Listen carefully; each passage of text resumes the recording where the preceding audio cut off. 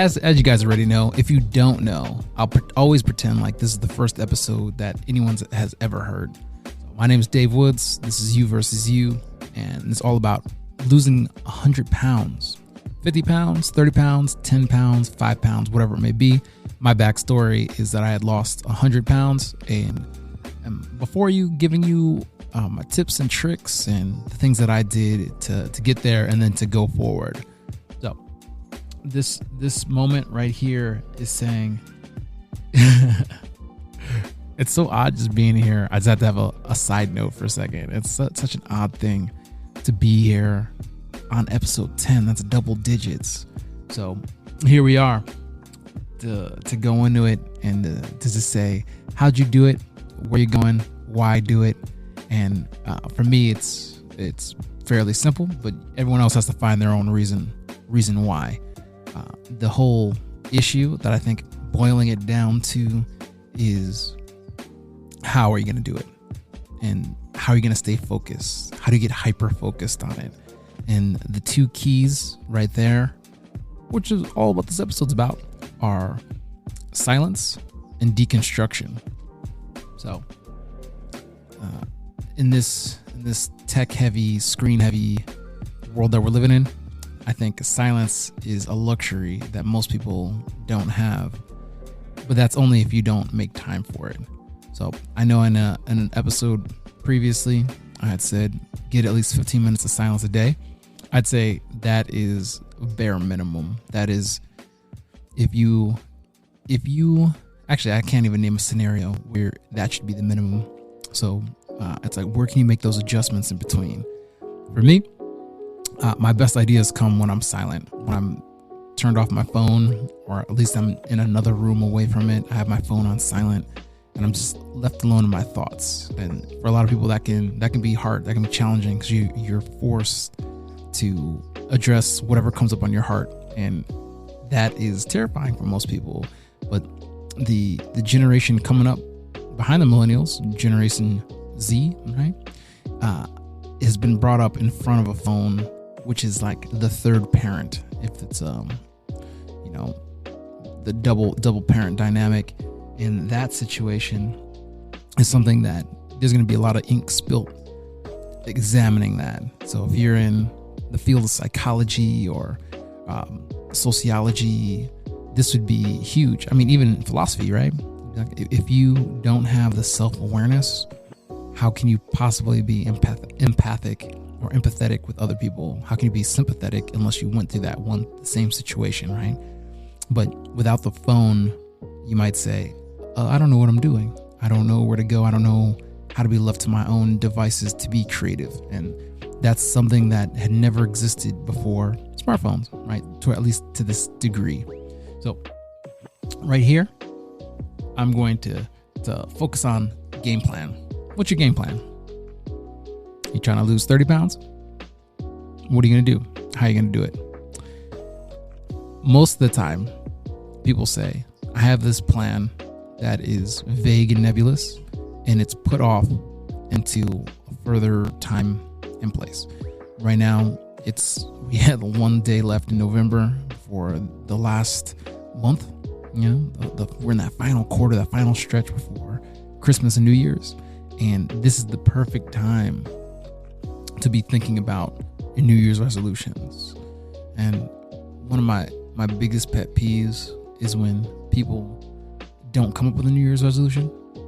And it's not because they don't have any plans or hopes or desires. It's because the fear of failure is stronger than having the resolve to carry out a new plan that's different from this past year.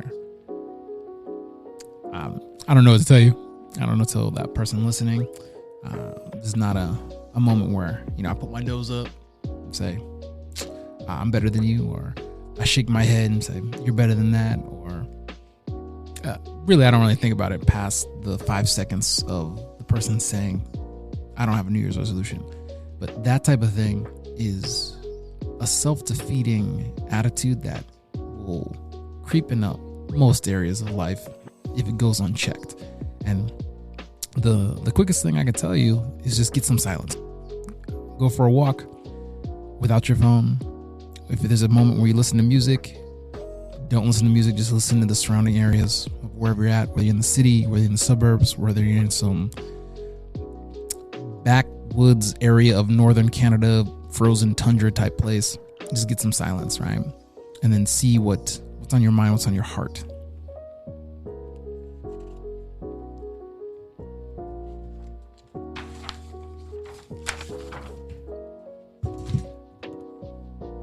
All right. So when it comes to the deconstruction, the whole point is to break down the old self. It's part of the reason why I call this podcast You versus You, because at the end of the day, it's always going to be your old self versus the new self that you've created or that you're in the process of creating.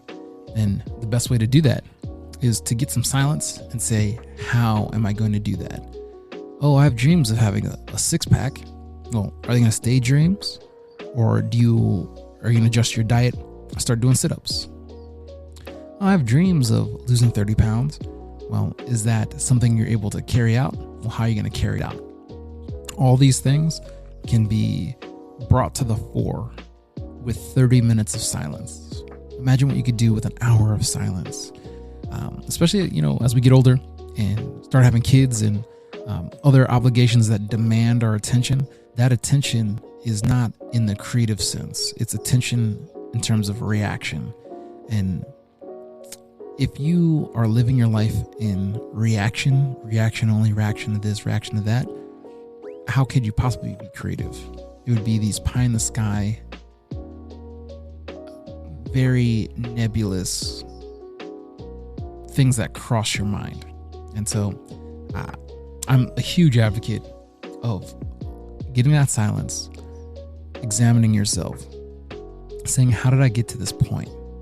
Whether it be through someone else bringing you this situation, these circumstances, there comes a point where you have to acknowledge where you're sitting right now, listening to this, were all decisions that you had made, and now they're there.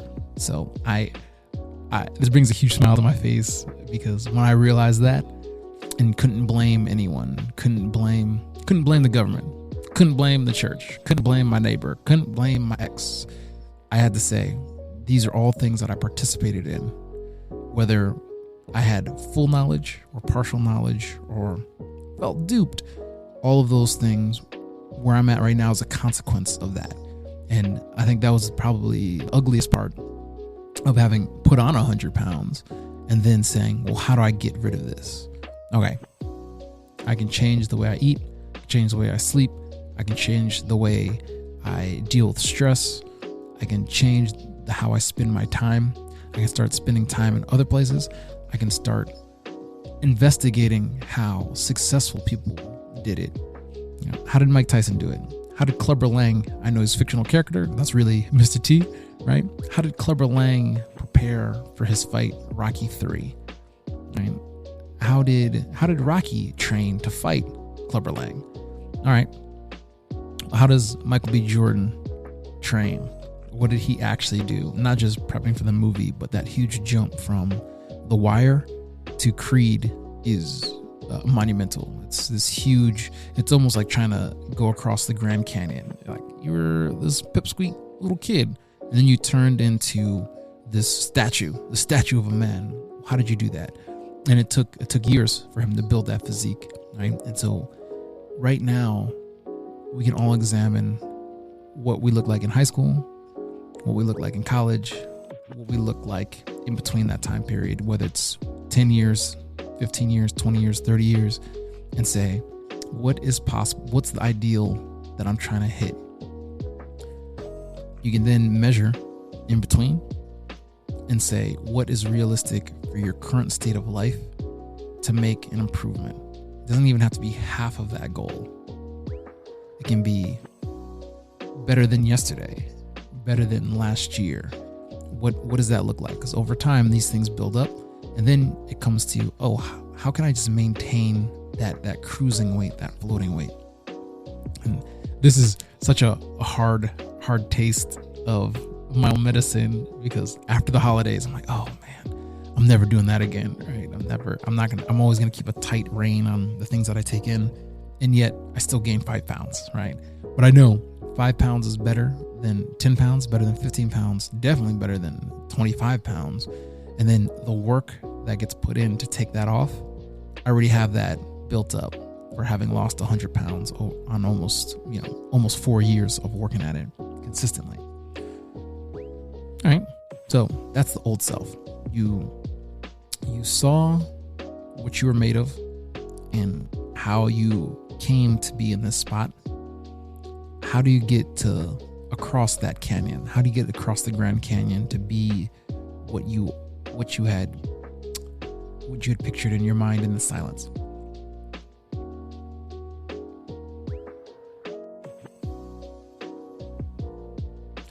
Do you talk to yourself like you're there already?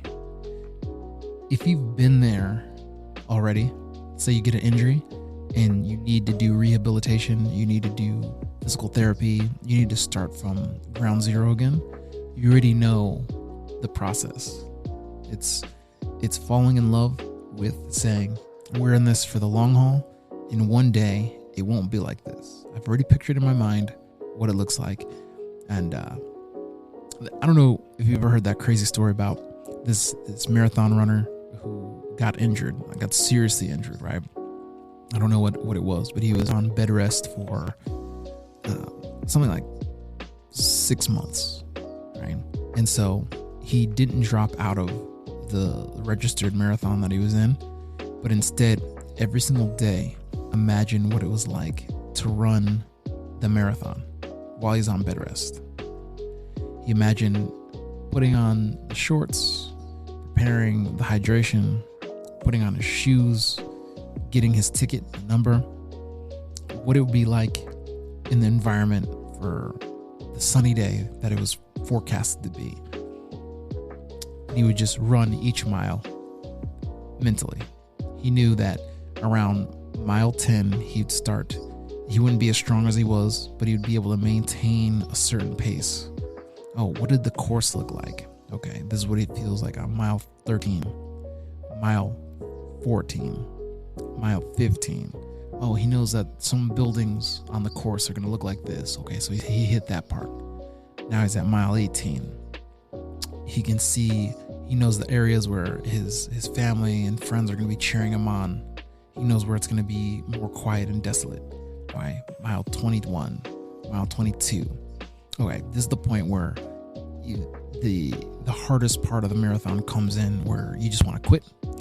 But he's like, oh, this is what I know what I'll do. I'll go through this whole process of getting injured, imagining what month 5 of being injured is like, training psychologically, what month 4 looks like, month 3, month 2, month 1. Kind of said that in reverse, but you get the point. It was the time of bed rest, training each day for it as if he had been running on that path, running on that circuit. Well, he gets out maybe a couple days before the race, goes through the practice, puts on his shoes, puts on the ticket, puts on the shorts, gets the hydration, he's ready, and he does a personal best for running a marathon without having trained for 6 months physically. Did it because it was right here. Oh, yeah, that's the question right there.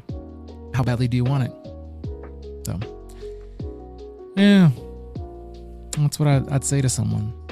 And I have a feeling if you listen to all 10 episodes, you're taking in a ton of information and getting to know how my gears turn in my head and what I've done to get where I'm at right now. These are 2 secrets. Deconstruct the old self. Picture what the new self is like. Start building on that new self. How badly do you want it? Ask yourself that every single day. How badly do you want it? I had given these really easy summary of the process that I think, when you see them as bullet points, you're like, oh, easy peasy. When you learn that and you walk through it and you repeat it to yourself, it becomes second nature. So I don't want to anyone to take that for granted or just skip over that, right? These are things that will apply to physical fitness, emotional fitness, spiritual health, psychological health, your relationships, how you relate to other people, how you relate to strangers, and even in conversation. This is all things you can apply in any occupation, any state in life, any age. I'm glad I got to go through all of this, especially the mess, so that I could tell you about it, and then you can apply it to your life and just gather the fruit of that experience. That's it. No, I think we'll keep it really easy, just in terms of the visuals, and we'll go back to the main topic.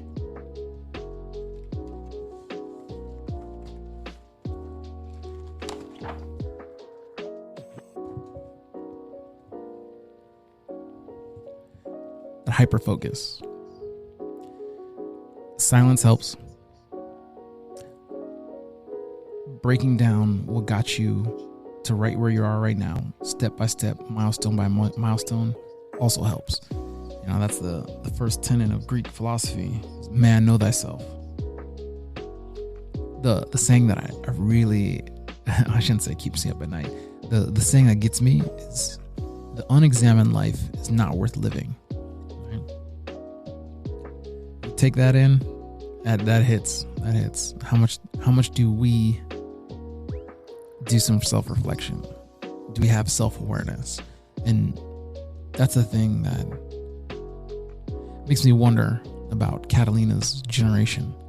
If we have so much screen time and instant everything, how much is it going to be able to be brought in and stick and build up a personality without it just being firecrackers constantly going off in terms of what goes in? You have a thought, have another thought, have another thought.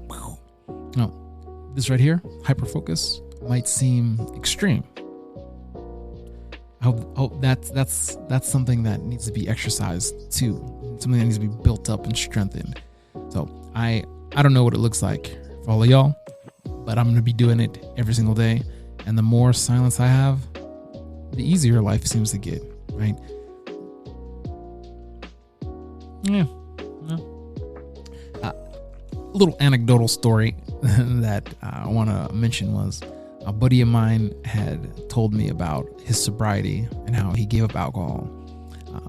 The whole thing, I'm completely in support of that in terms of the realization that something had a hold on him, and it was chemically induced through alcohol, right? Well, the thing that bothered me about it was he was really gung-ho and wanted to share about his experience after 2 weeks being sober, and was like, you should do it too, and it's not just a matter of willpower. Ask me how. And I said to myself, 2 weeks. 2 weeks is something to celebrate if you've never been 2 weeks sober, but to start evangelizing and pushing it to other people without having that huge length of time, like 6 months or a year or a year and a half, 2 years, is something that I think is slightly premature, especially for trying to be convincing. So I'm not going to say any names, I'm not going to say who it was. The thing that hit me was thinking of my friends who have been to rehab, who have had a year, 2 years, 3 years, 4 years under their belt of sobriety. That is something that seems like it's been solidified into their character, to their habit, to their who they are as a person. And so 2 weeks seems a little overzealous about this newfound behavior. So if he's listening right now and he's like, I wonder if that's me, I better text this guy right now and say, hey Dave, why are you talking like this? I would say the same thing I texted him. You need to put some mile markers, get some mileage on underneath that before telling everyone, because I already know holidays are hard. This was around Halloween time, So he just had Thanksgiving and got the text and said, "Oh man, I almost relapsed." I'm like, yeah, no, just wait for it. See what Christmas is like. See what New Year's is like. And then we'll talk. Look, there's gonna be a lull. I know there's gonna be a lull where you're like, I really have this itch. I really have this desire for this. Oh, old friends are here and they want to hang out. Maybe new friends are saying, why? And they're questioning all these things. So, yeah, man. Prayers for your success. And I believe in you. I'm just to have one eyebrow up, one eyebrow down. That was a bad example with the hat on. But hopefully half of the people who are listening are only listening on Spotify and don't see the visuals. This is for you, Kike.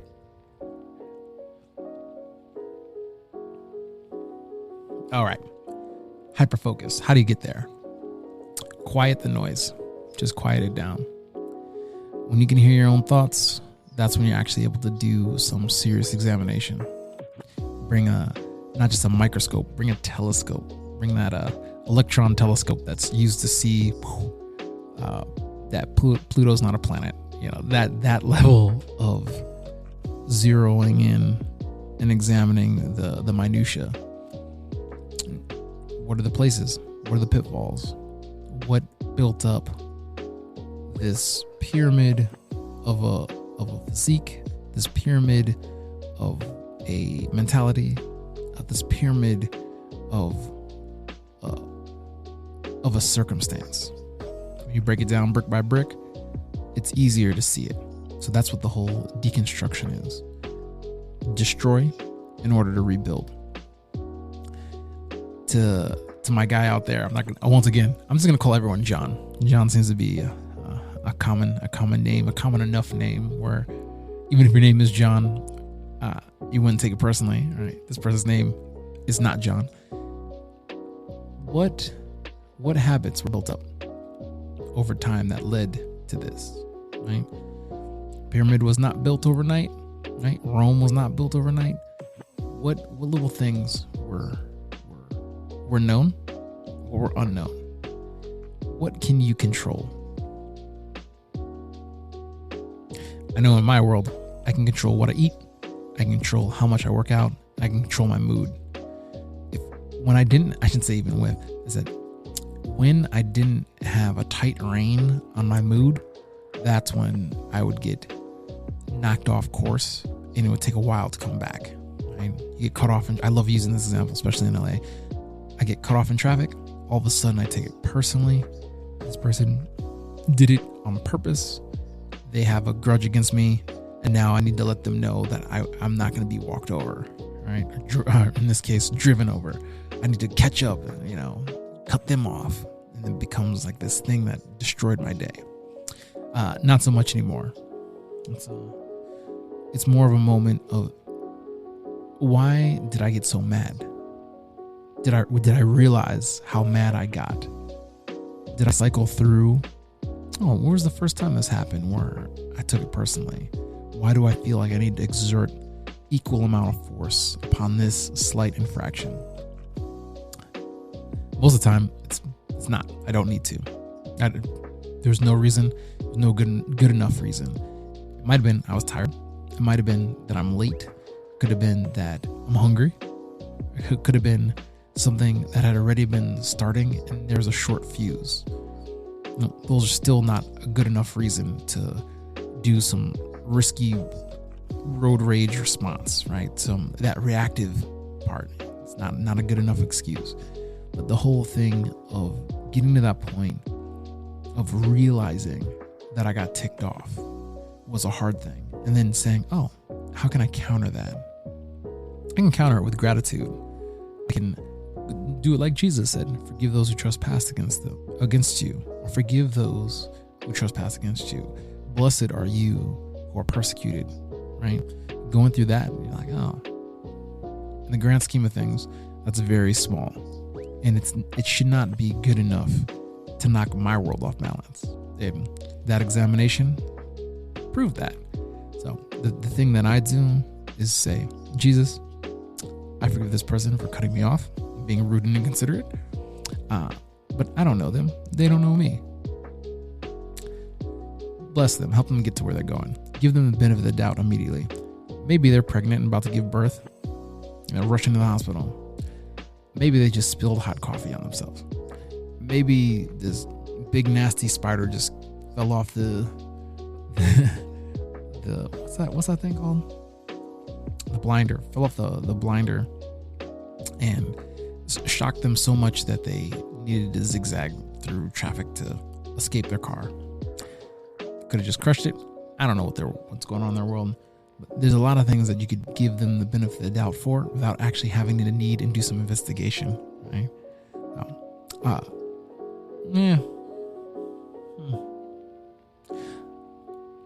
This is also a good reason why I keep these notes up. I have my notepad. I don't want this to be a 10-hour episode where it's like Jerry and Elaine from Seinfeld. They're talking, not really talking about anything. Now this is on focus, so let's stay focused. Okay, you have your goal. You wrote down your goal. Come up with a plan. What are the variables you need to look out for? What are you eating? How are you working out? What are you doing when you're working out? How are you resting? How are you recovering? Those are some pretty basic ways to go about it, no matter what type of diet you're doing. I would say pick one. You want to do the OMAD, 1 meal a day. That's going to be the one that I'm doing during the holidays so as to not get knocked off course. And I'll be able to report back to you in 2024 how that's going. But yeah, OMAD is 1 meal a day and having parameters on the caloric intake. So if you are, let's say on average, taking 2,500 calories a day, you would have that allowance of slightly less than 2,500 calories in one meal. To some people, I know that's gonna be a shock, like, well, that's a ton to eat. But if next time you go out to eat, go to any restaurant, whether it be a sit down fancy joint or fast food, look at those the caloric breakdown. Right? Next time I'll bring in some examples so it won't be off the cuff. But if you order 3 tacos from Del Taco, that might be 1,000 calories. So imagine if you normally eat 9 tacos. Do the math. Right? Look at how much a burger's packing, whether you're at a sit-down joint or a place that is faster. What does that look like? Is it 1,500 calories? Is it 2,000 calories? Well, that might be one meal, right? And so my whole thing is, if you're able to control what you eat, you just need to make substitutions elsewhere, right? If you can't live without burgers, say, how much is a burger in calories if I buy it out or if I make it myself? A lot of times it's in the sauce, right? A lot of those sauces have hidden calories that you would not have put in if you had known. Well, you can control that. Anyway, you're going to be eating french fries, you're going to be eating spuds, potatoes, right? You could 86 the potatoes and do a healthier alternative. This goes into meal prepping, and I think one of those moments that had streamlined the fitness and the goal was being prepared all the time, saying, okay, I know what I'm eating, I know when I'm working out, I know how I'm gonna feel by the 3rd day in for working out 6 out of 7 days a week. Knowing that ahead of time makes the decision process less taxing on the head, on energy that could be used elsewhere. So go for that. If you have your gym bag packed, there's no excuse of saying, oh, I can't go to the gym because I don't have my shoes. Have them in the car. Oh, what I'm gonna drink? Just drink water. Lick your lips. You're gonna be fine. We're most likely not gonna pass out from dehydration or heat stroke wherever you are, right? Which are very real things. But the preparation phase is where you can knock out half the energy of wondering how, why, where can I do all these things. One thing that I like to do is to say, if I'm going to be doing something new, like OMAD and sprint interval training, aka sit cardio, look up a open field or a park or place of recreation near a gym. I go to 2 gyms, right? I know that's not always in people's budget or whatever their priorities are. But for me, I need a place that has long hours. So LA Fitness and Gold's Gym seem to be 2 perfect places where it takes out the excuse that I can't go to the gym at 10 o'clock at night. I'm more of a morning gym type of guy, but the range is there as a backstop so that there's no excuse. If I'm going to another part of town where my preferred gym is far away, I know because they are a chain, Gold's Gym and LA Fitness is a chain, I'll be able to go no matter where I'm at. There'll be one within 10 miles, right? All right. Well, if I know that, you plot out the day. What are you doing? Where are you going to be? Say, this is a point for time blocking where I'll be at the gym. 2 hours, I'll be spent here. Right before then, I know I can easily Google Map where a park, a playground, a place that has nature, not just concrete, to do some training, to do some sprints. I know what just visually what 40 yards looks like, right? A lot of times it's just as simple as, without even physically measuring with your feet, looking at a post, what's your marker? Marker 1, and then look at the finish line. What's 40 yards away from there? Mark it. All right. Warm up. Jog it. Open up the hips. Jump up. Side shuffle. Karaoke's. High knees. Right? Just stretch however you want to stretch. And then the first sprint, only doing 6. The first one is 50% of your sprint, full out sprint. That is snapping the body into focus, preparing yourself up for the next 5.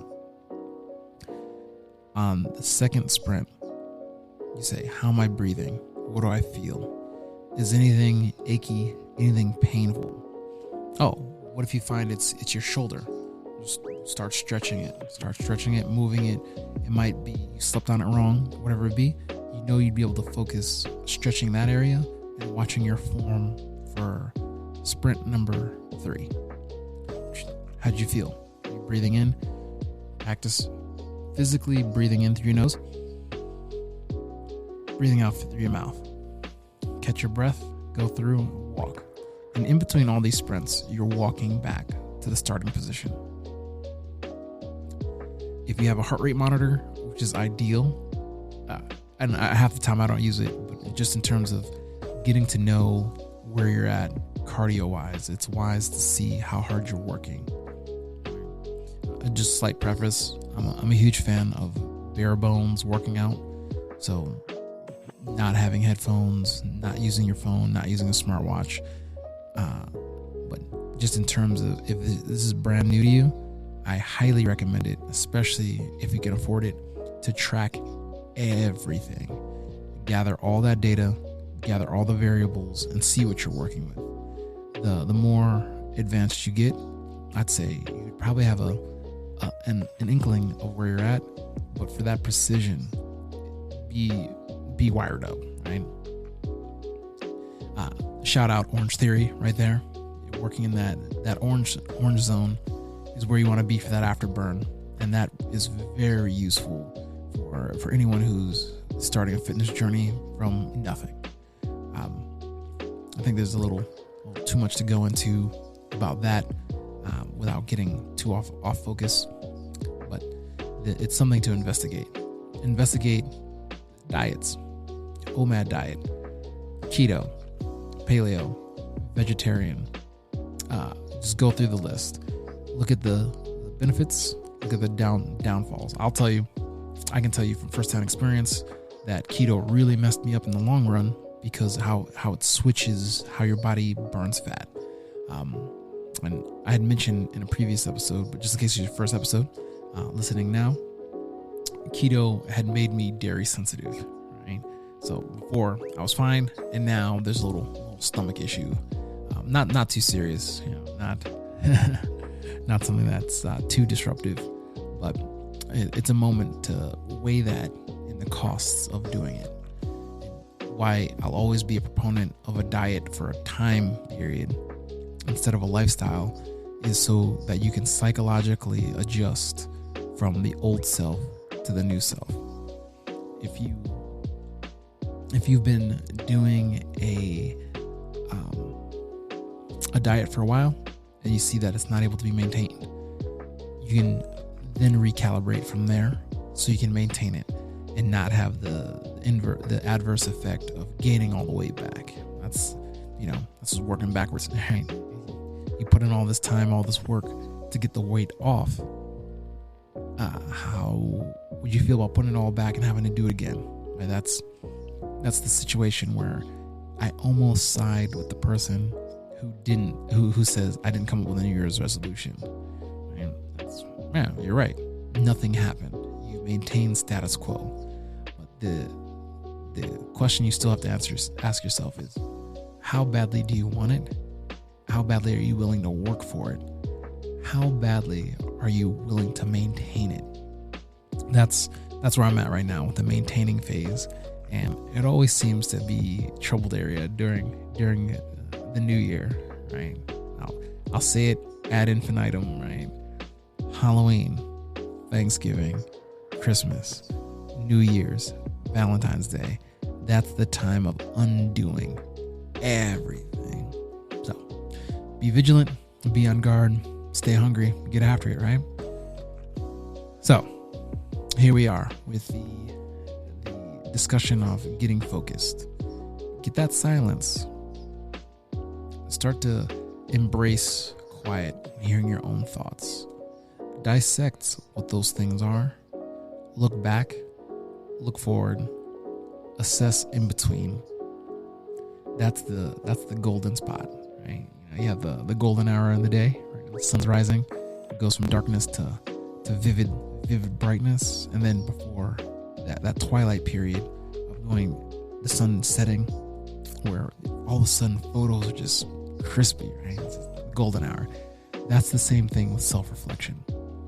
When you're able to embrace all the things that you're going to feel: anger, tiredness, loneliness, sadness, joy, hope. Name the gamut of feelings. When you're able to feel it and walk through it, look back, look forward, and presently, that's where I think hope really thrives. And that's something a lot of times we don't really take into consideration, or at least I shouldn't speak generally. Something that I don't take in, but when I do, all of a sudden, everything is more stable. I'm more patient. I'm more present. I'm more attuned to the scenario because I've been anchored from the silence. I don't know about silent retreat. I would do it. I'm not going to go out of my way, but when it comes my way, and when the invitation comes my way, I'll take it into consideration. Right now, this is the at home while driving self-reflection silent time. I love it. I swear by it. I highly recommend it for everyone listening.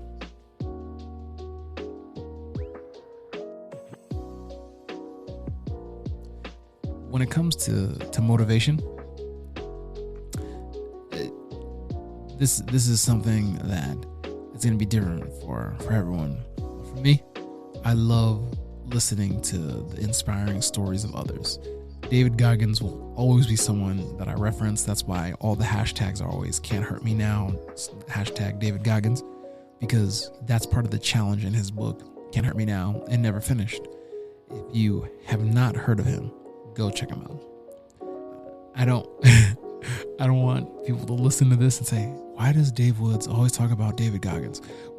Go see some of the the feats that he has set, and you'll see why. Not just passing Bud's program for Navy SEALs, but then also setting the pull-up record, the Guinness Book of World Record for pull-ups, amongst being an ultra marathon runner. There are a million things you can choose to say how this guy is inspiring. Maybe that's not for you. Find someone else. The thing that hits me is saying, who and what different areas of life are people inspiring me? My uncle, and I'll just say, I won't say the specific name. He got in extreme shape during the global pandemic, and he was a huge fan of the going on the bikes, right? Where you can tune in different trainers, Pendleton bikes, and he pushed it. He wanted to see how much he could handle, right? And that is a challenge for everyone, right? It's universal, because when you see what you're capable of, you now have broken that ceiling of what you thought you could do, and going beyond that is the beauty of being a human being, right? You can actually handle a lot more. You're not easily broken. And then if you do get broken, you can put the pieces back together and be stronger than before. I know from personally in my life, from all the mess that I've seen and been through, and then to get to where I'm at right now, to be able to say this all with a smile, to be able to look people in the eye, not to have these crippling insecurities or anything, I can say, trust me, it's worth pushing it. And with a New Year's resolution, all you got to do is see how long before it becomes a habit. With the OMAD diet that I'm on right now, it's a process of 30 days of saying, if I know I'm going to be eating between 1,700 and 2,200 calories a day, one meal primarily, that only gives little wiggle room as a backstop for those days where I'm like, oh man, I'm furiously hungry. Those are always leg days, right? When you go heavy on quads and on glutes, that's when I find it's like a furnace of burning hunger, where all of a sudden I can't even think about anything else besides food. Those are the days to say, how am I going to be prepared? A little cheat, a little fitness hack right there is to have a bowl of cereal. This is something I had learned in high school, was to mix a bowl of cereal of 3 different types of cereal, primarily healthy cereal, and then one kind of junky, right? But that junk that you put in there is only treated as seasoning for the kashi, for that granola, for whatever it is that you're mixing together. The ones off the top of the brain: kashi Goleen, then Ezekiel, the almond crunch, and then something that's chocolatey, right? Throw that one in there. If you have done the measurements, size of your fist, approximately as a cup, you could say one bowl of cereal, when you add up those macros, do not sabotage. If you were to do three cups of cereal, right? Kashi, Ezekiel, Cocoa Pebbles, right? That's not the one that I eat. That's not the point. It's just an example. If you put 3 of those together, it's probably not gonna be more than 550 calories, right? And that's included whatever you're using, whether you're using milk or dairy alternative, oat milk, almond milk, right? Cashew milk.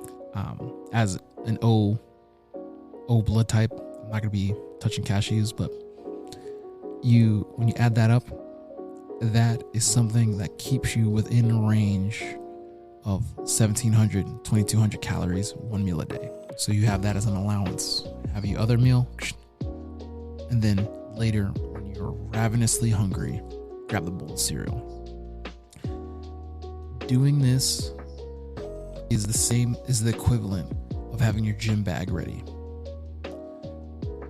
having that emergency meal in mind is that backstop to keep you from going off and then plummeting off and then maybe not coming back. I'm not a huge fan of saying cheat days because it's a negative connotation to begin with, but then you can fight past that, right? If you're grounded and you're focused.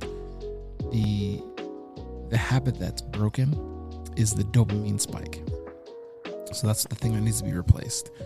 I'm a huge fan of Power of Habit, right? And it tells you exactly where these triggers come from. Oh, is it because you're bored? Is it because you're upset? Is it because you're angry? Because you're tired? All those things. When you recognize the cue, you're able to find an alternative, such as getting fresh air. Maybe it's socializing.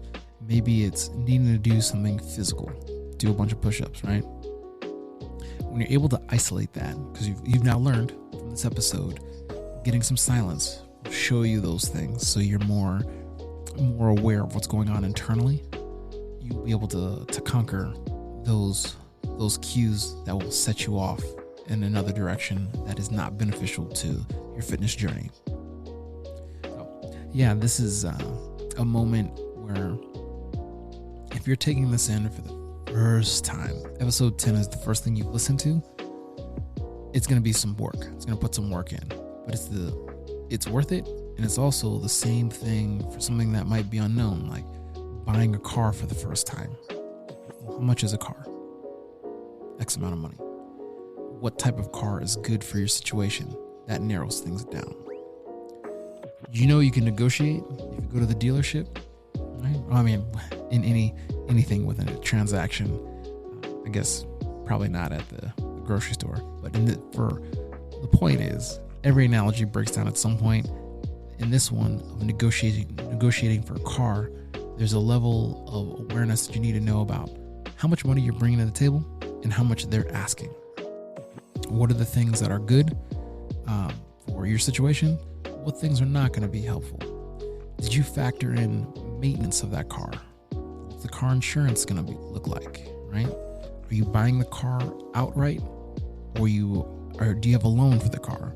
Like, those are things that parallel losing 30 pounds, 50 pounds, 100 pounds or more.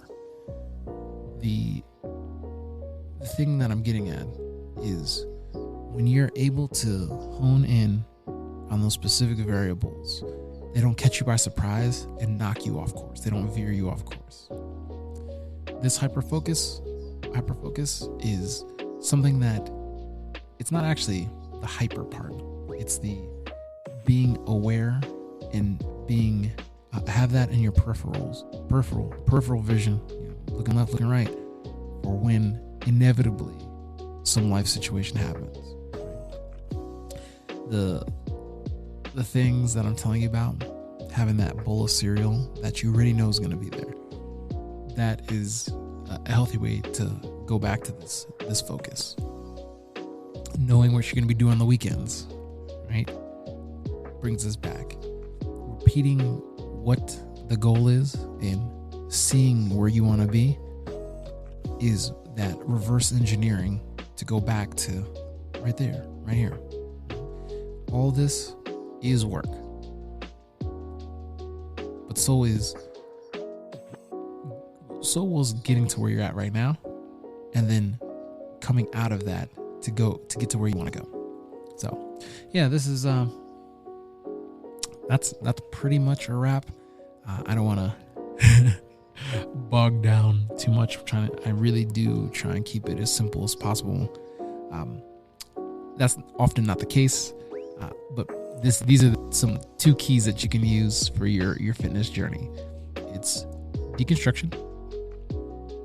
Break down what the old self was doing and did and looks like for status quo. Then having that silent time to build up the new plan. What are the people that inspire you? How do they do it? Who do you want to be? How do you want to be it? Coming up with that plan. What things can you implement to change your habits, what's that goal? What are you aiming for? I think this is truly a two-parter in terms of self-improvement. It's realizing where you're at right now, but then understanding it doesn't have to be this way. Getting to that not have to be this way is something that you can put in the tank to get you there. But then when you get there, say, what's next? What else can I do?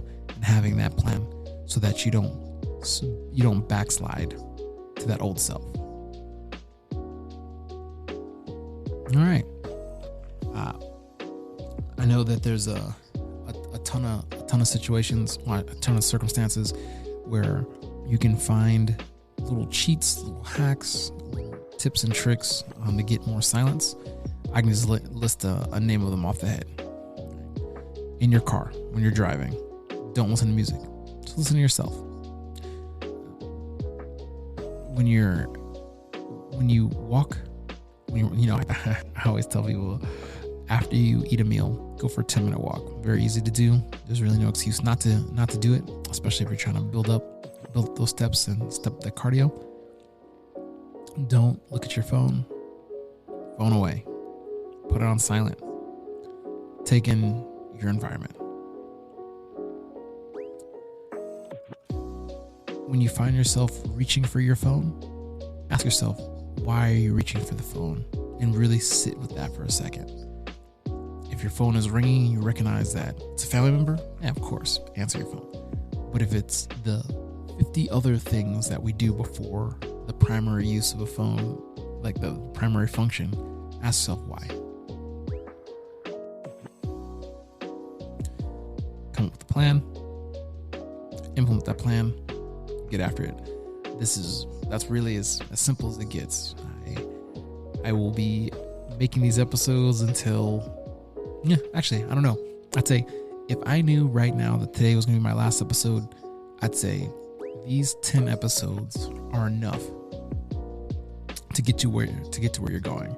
Matter of fact, it might be overkill. You just really need to write the vision down, speak the vision out loud, apply yourself to the vision and the strategy that you've come up with.